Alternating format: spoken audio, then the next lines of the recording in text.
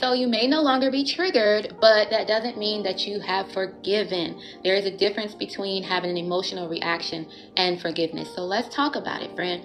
Now, being triggered refers to an intense emotional reaction to something, and this is often a memory or a reminder of a past hurt. And when you're no longer triggered, it means that you've likely learned to manage your emotional reactions to certain people or events. But it doesn't necessarily mean that you've let go of the hurt or that you've processed the feelings associated with it.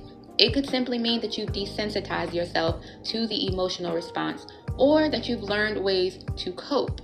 Now, forgiveness, on the other hand, is a deeper process. It's not just about no longer reacting. It's about releasing the emotional burden associated with the incident or person. Forgiveness means that you're actively choosing to let go of the past hurt, not just on the surface, but in a way that affects your sense of self and how you see the other person, and also how you carry the event with you. Forgiving someone or yourself is a powerful act of releasing negative emotions tied to past events. It doesn't mean that you're condoning or that you're forgetting the harm that was done. Instead, it's about choosing not to let those past hurts dominate your present and your future. Forgiveness allows you to reclaim your peace and mental well-being, and it can positively reshape your self-concept in so many ways. Now let's talk about the flip side, unforgiveness. This can be very detrimental on your self-concept. Holding on to things like anger and resentment can keep you stuck in the past. So when you refuse to forgive, you're often tied to past events, you're reliving the hurt, and you're holding on to negative emotions. And this is going to keep you from moving forward or being able to experience true emotional freedom.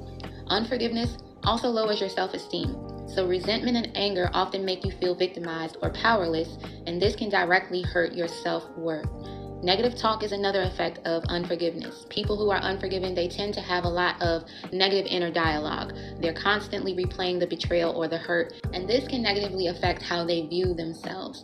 Chronic stress, another side effect of unforgiveness, holding on to these negative feelings, increases cortisol levels, which can affect both your physical and mental well-being over time. You've been seeing the rise of the cortisol conversations. It's very real. Chronic stress can deteriorate not just your outward appearance, but your inward appearance and also your overall sense of self. So we're going to be doing a series on forgiveness coming up real soon. So definitely stay locked in for that because I want to help you through this, okay, friend? I know what that feels like. Been there, done that, ain't going back. So we gonna get through this together. I'll see you soon.